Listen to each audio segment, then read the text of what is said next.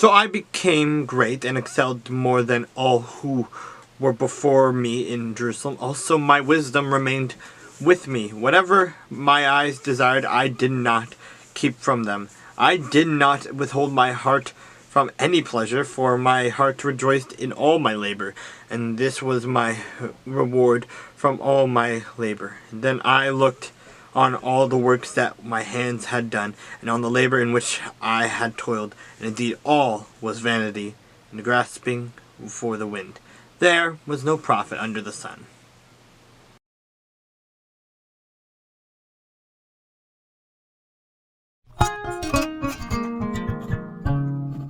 Saul reigned 1 year, and when he had reigned 2 years over Israel, Saul chose for himself 3 young men of Israel. 2,000 were with Saul in Michmash, and in the mountains of Bethel, and 1,000 were with Jonathan in Gibeah of Benjamin. The rest of the people he sent away, every man to his tent.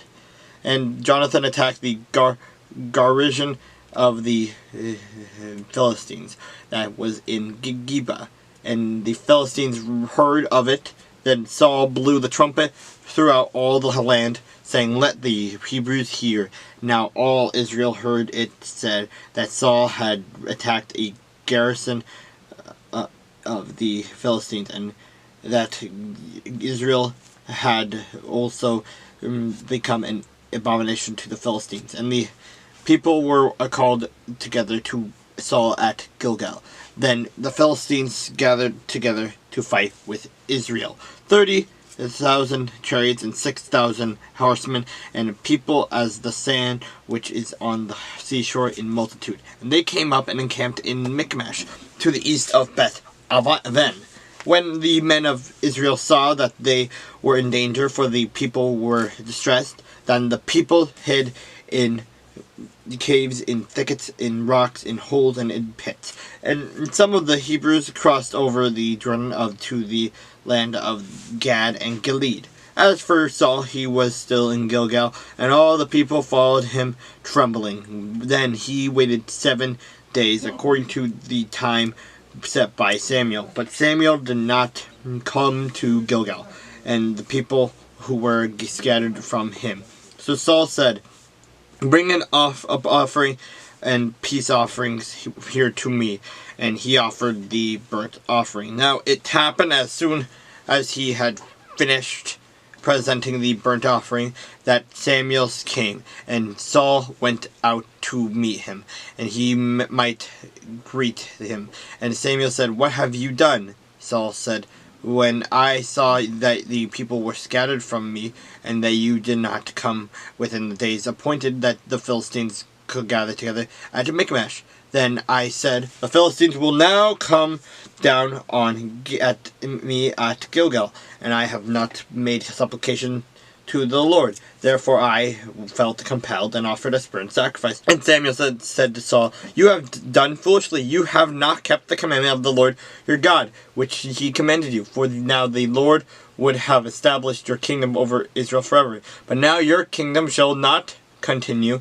The Lord has sought for himself a man after his own heart, and the Lord has commanded him to be commander over his people, because you have not kept what the Lord commanded you." Then Samuel arose and went up from Gilgal to Gibeah of Benjamin, and Saul numbered the people present with him, about 600 men.